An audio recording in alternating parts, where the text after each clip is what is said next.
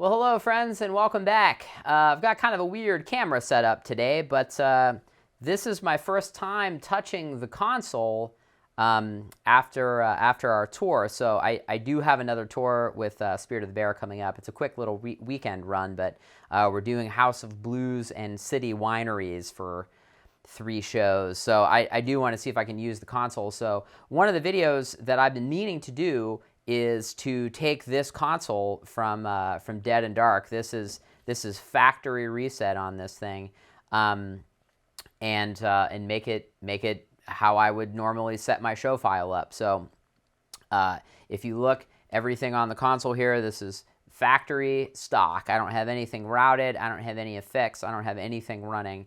It is just factory stock. So I'm going to show you how I set this up for my start file. And then we'll eventually, once the start file is up, we're going to mix the show from the Toronto Spirit of the Bear show at the Budweiser stage. So in case you missed that video, check the upper right-hand corner of the screen, and you can see that. So anyway, here we go. So the first thing that I'm going to do is get all my inputs assigned. So Spirit of the Bear uses the same basic show, so I'm just going to make my start file around them because that's primarily the band that I'm mixing on this surface. And doing that on the control surface is pretty hateful. So I've found the easiest way to do that is on the iPad. So if you want to do this on the iPad, which I would recommend, the easiest way to do that is just go to this naming tab right here, and we'll start with kick. And we will color code our drums. Let's make them red, and we'll use our little bass drum logo. Okay, so that's how we do that on the iPad. Now, if you want to do that on the console, to show you why this is sort of a pain, select your channel here. We will go into the setup menu that's right here, and we are going to go to the name icon tab, and channel 2 is selected. Now, you can go through these menus right here, so using pre-made things, so we can call that snare. And we can change our color to make it red, and it's basically the same thing. And you can just go down your list while you're in this or you're in this menu here, and do it if you have to. But again, I just find the iPad so much faster. Okay, so now that all of our channels are assigned, we're gonna assign our VCAs right now. So I'll show you how I like to assign it for me. So for this, we're going to go back into our setup menu here, and we're going to call this. And again, I'm just going to do this on the iPad because I just find it easier. So VCA 1, if we go onto our iPad here, I like to call this D/B, which stands for drum and bass. I like to get my drum and bass relationship and keep it for the rest of the night. So oftentimes I'll also call this DBP, drums, bass, percussion. But in this instance, we'll call it drums, bass. The next one, we'll call this guitar. We'll call this keys. We'll call this background vocal, BGV. Lead vocal.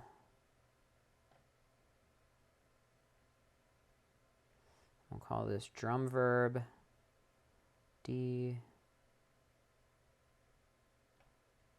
I'll call this one vocal verb, B verb.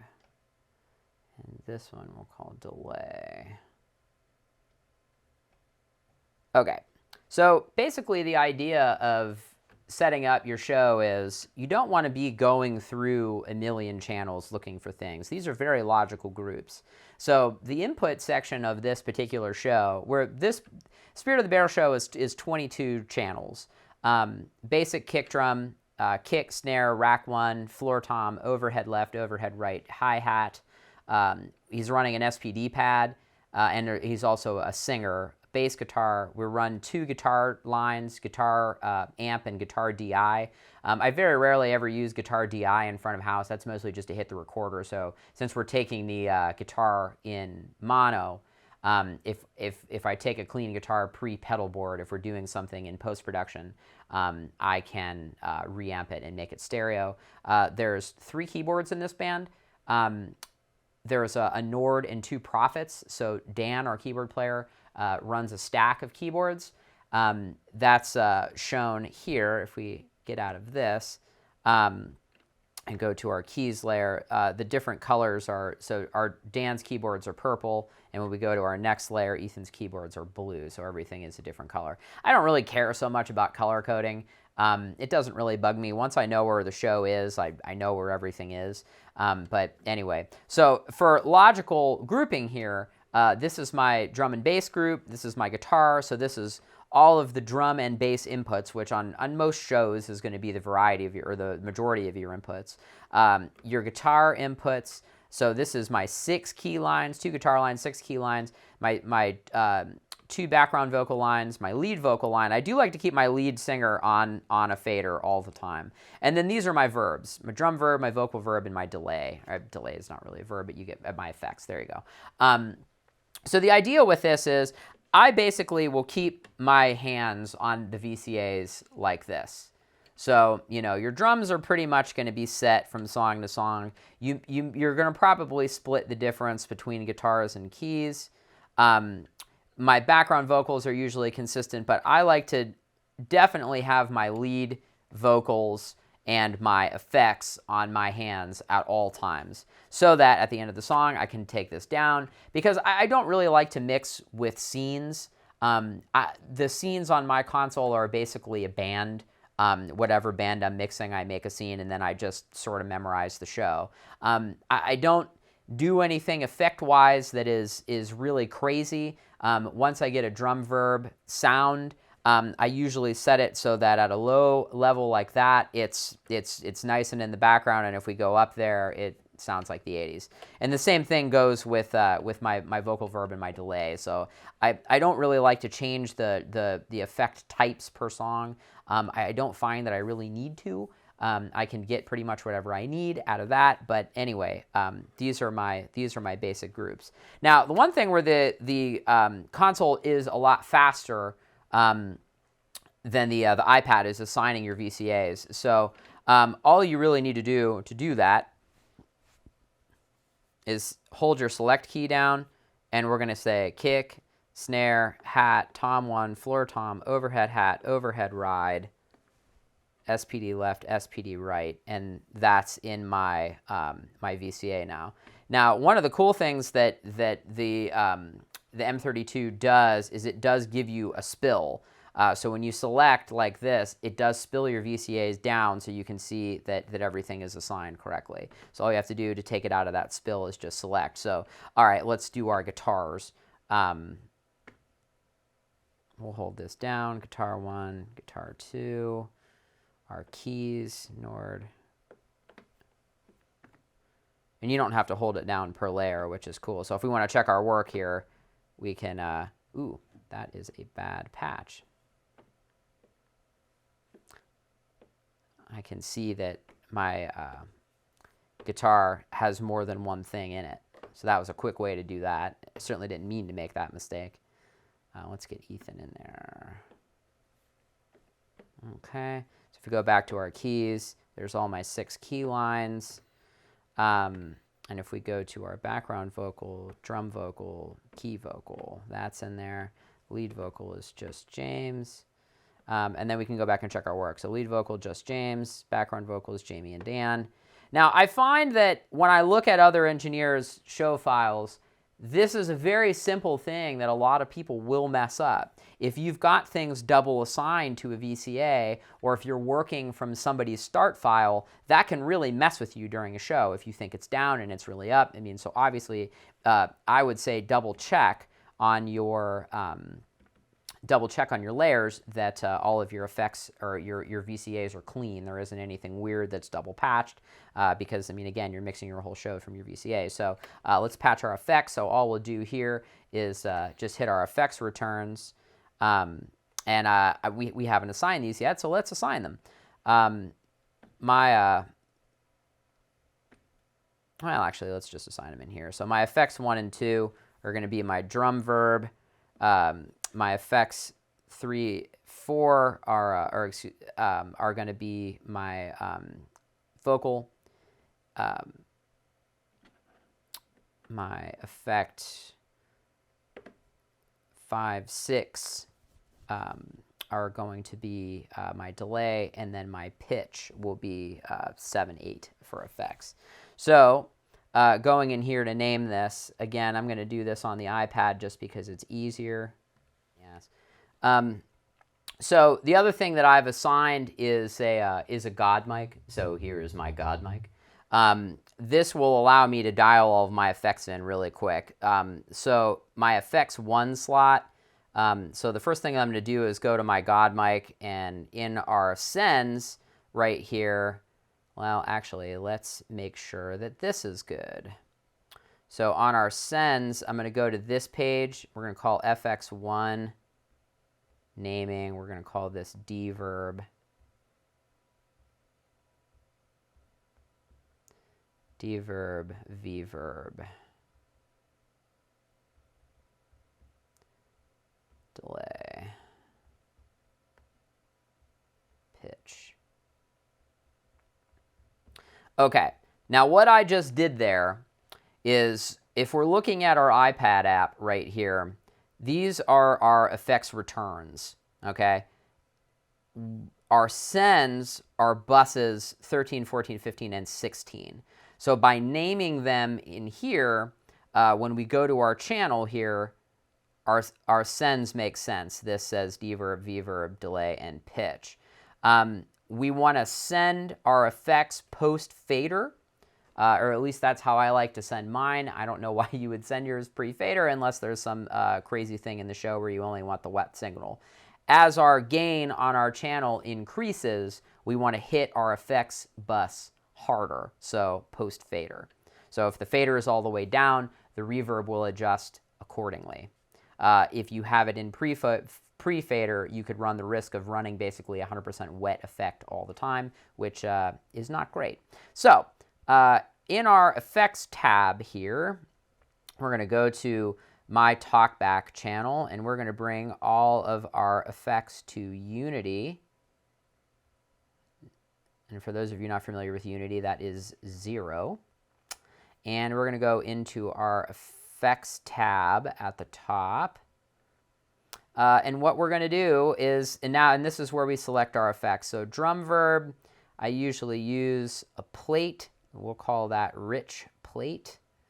Vocal verb, I usually use an ambience reverb.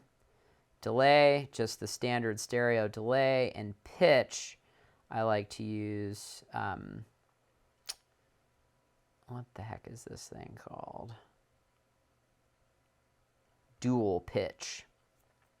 So these are my main vocal effects. What I also like to run on my vocal channels are de-essers. So effects 5, I'm going to set this up as a dual de-esser. Effect 6 is going to be another dual de-esser. And 7, I'm going to set up as a compressor. We're going to call this the leisure comp. Or do we want the dual? We want the dual.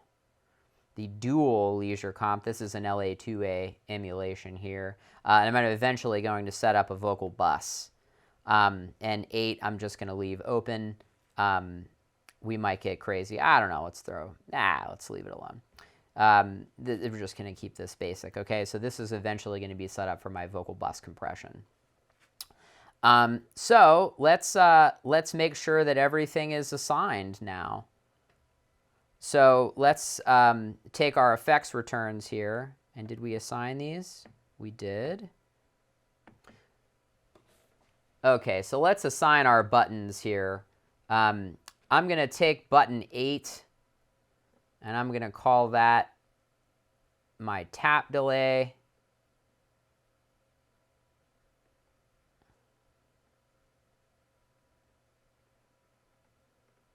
So target type, remote, or actually, I'm sorry, effect button. and we're going to call this effect 3 parameter, and we're going to call this time. And that is how we set the tap delay button. So looking at our effect here, now I want to make sure that my button changes the time, which it does. Okay, now we'll go to our other button, 3, which is assigned as the tap delay, I see, and we're going to make this not assigned. So our tap delay is number 8. So the other thing that I'm going to assign is button 7. Button 7, I'm going to set that up for my effect 4. And what we're going to do is we're going to mute that. So I'm just going to call that mute.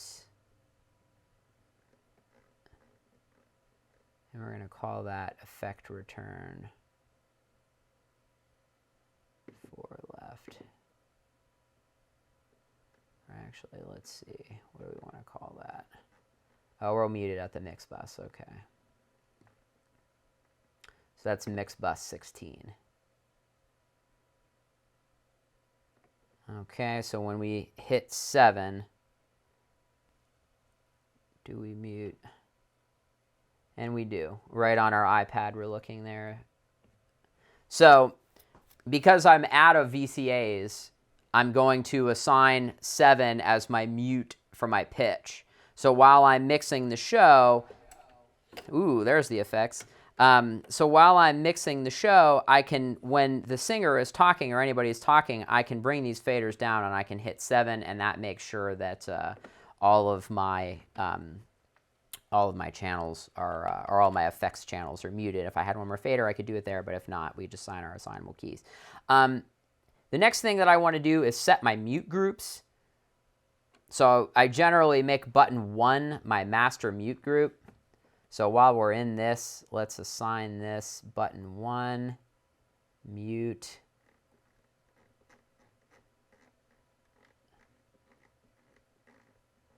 And we'll call that mute group 1. Okay, so when we put that in, that will be mute group 1. Now that our button 1 is assigned for our mute groups, we're going to assign that. So what we want to do is just hit the home button right here. And we'll take our arrow and we'll tab down, and we're going to select mute group 1. And just to confirm that that works, when we hit button 1, channel 1 mutes. The other way you can do that is on your iPad app, you can just hit that at the bottom. So we'll just do that for all the channels. And again, just confirming now that we have 2, if I hit button 1, 2 channels mute. So these are my quick keys: tap delay, muting of the pitch, and putting the console in a mute group. So basically, the way that I set my mute group up, I really generally only use one. One mute group will mute everything except the God mic, the iPod music, and that's about it. So if you get into a world where you're only muting at the master fader, you can get into a problem where you need to make an announcement, or there's something like that, and if you go to unmute this, it opens up all the channels on the stage. So this is just an easy way to take your stage inputs on and off. So the next thing that I like to do is I like to engage my high pass filters on everything. So on the console, the way to do that is you just click this button right here, low cut, and then this brings your frequency up to where you like it. So kick drum, and then if we can go zoom in here and look at our EQ. You can see that this is moving just like this. So I generally keep my kick drum at about 40. The snare drum I keep at about 100.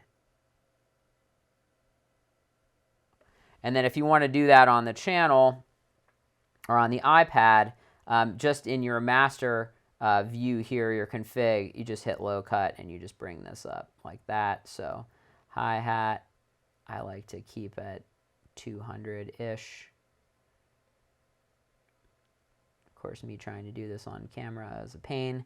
Again, that's another thing that is actually easier to do on the console. So Tom 1 will keep that at about 90. Tom 2, we'll keep at 60. Overhead hat, keep that at about 140. Overhead ride, we'll do the same. Bass, we'll put that at 40 hertz. SPD, we'll keep that at 40 hertz. Guitar, we'll put an 80. We'll start there. We'll do a little higher. Let's keep that at 90. Nord, we'll do at 40. I'm keeping the keyboards relatively high just because you never know what patch they're going to hit.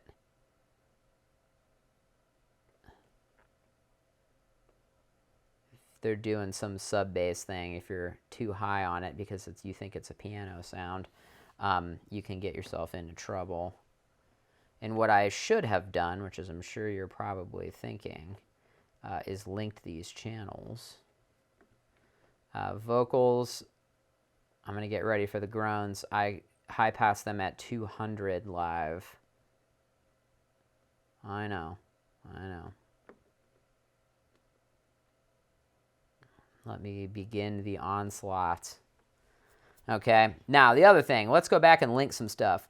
I do like to keep my drum overheads unlinked, which I know may be a bit controversial, but you know, if you need to, if he's bashing on the ride, you want to be able to take that down. Okay, so let's link these. Again, there's, if you do this on the iPad app, all you have to do to link the channels is just click that. Are you sure 9 and 10 will be linked together? So when you do this, brings your faders up. We'll link our keys. That's something that's all right. And then once your keys are linked, you can, it automatically pans them. And then when you EQ them, it will be separate, which again is why I like to keep my drum overheads separate. Okay, so let's, we're going to set up some outputs now. So, I mean, again, this is something else that I just find easier to do on the iPad. We have 6 matrices available to us. I like to set up matrix 1 and 2. We'll link that. We'll call this main PA left, main PA right. We'll call this subs. We will call this fill. And then our 5 and 6, we will call this record left, record right. And we will link 5 and 6. Okay, so 5 and 6 are linked. 1 and 2 are linked. Now, what we'll do here to assign these matrices, again using the iPad app just because I find it easier, we are going to run these up to Unity so that the main left and right mix are hitting all 6 matrices evenly. So if I talk into the microphone here, you can see that all of the output matrices illuminate from here. So we do have another output option called Mono C on every channel. That's this little fader right here. All you have to do to engage that is hit the Mono C button, bring that up to Unity, and if we go to our master level, and this one we do have to bring the fader up. Hey, that brings that up. So Mono C, a lot of people like to run their subs on this. I've been on a number of Midas consoles where that's just another way of running subs. I just like to have it all on a matrix like that. Again, personal preference, not really a right or wrong way of doing that. So you may be asking yourself, why do you set your separate outputs and how is this fed? So basically, on your channel, there is this left and right button right here. When this is illuminated, it's sending the output path of this channel to your master, your main left-right, okay? From this, it goes to your matrices. So if you think about it, a matrice is very, very similar to an aux send. The real difference between a matrix and an aux is that a matrix is post-master fader, essentially behaving the same way as an aux. It just happens after the master fader. The reason why we do this is it allows us to have levels of equalization, which is why I like it. I mean, I'm sure if you've watched my videos, you know I'm not shy with EQ. So the way that I like to do this is I will EQ my PA with my music. Let's say that's an EQ curve to make music sound good, okay? We'll go to our subs. We'll engage our EQ. What I like to do is put this into the steepest filter that they have on here is a Butterworth 24 dB per octave. Generally, I do like a Linkowitz-Riley 48 dB, but hey, this is what we got. So we'll set this at around, I don't know, 20. And then the other thing that I like to do is I like to have one very, very narrow notch. And then I'll keep another one just in case, and then I'll bring my number 4 or 5 EQ point. Is that 4? 5. Oh, because when you do the filter, it burns 2 of your filters. So this is 5, and we will make this a high cut. Just going through here just to make sure that there isn't any filters. Yeah, so high cut. So I will generally bring this high cut into about there, and then I'll take my other filter and knock out around 100 so that there's a little slope, and then I'll find my resonant frequency around there. This is the EQ curve that everybody has a huge problem with. Again, the console is behaving as a crossover. You have to understand that if you're running a PA system that doesn't have a system tech and you're the system tech, these are decisions that you have to make, okay? So I generally like to have my subs separated. I don't like to feed PA left and right to feed subs and everything. Obviously, this is a du jour kind of thing. It happens per day. Whatever I'm dealing with, I just like to have the tools to make this work. So this is basically taking my crossover frequency here and starting it at 100. So if you're looking at this, there's still 200, 300 in here. So if we bring this down, we'll put a notch at 100. We can put our resonant frequency. I did mix hip hop for a long time, and generally subs will have a resonant frequency because every object on Earth has resonant frequency. So when you're looking at this, I will generally goose the subs pretty hard and find out where they want to ring. So that's my sub EQ that I'll start with, and my fills pretty much the same thing. So if you bring this in, we'll set our lowest filter here to a pretty steep high cut. We'll engage that because you don't want that in there. And I do send my full mix to the fills. Occasionally, depending on the show, I'll only send I will only send my vocals or melody things, but generally I will send my full mix to the front fills on the stage lip. So again, we're going to high pass that pretty high, and again I won't use a parametric filter. I will use a shelf on the top end because you don't want the crispy frequencies in there.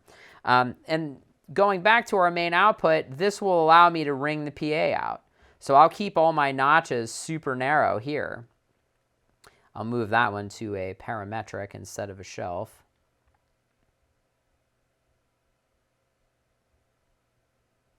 And I'll just keep all of these notches super narrow. And I'll find out where my problematic PA frequencies are, and that's what we'll do. Okay, that's pretty much it on setting up the console.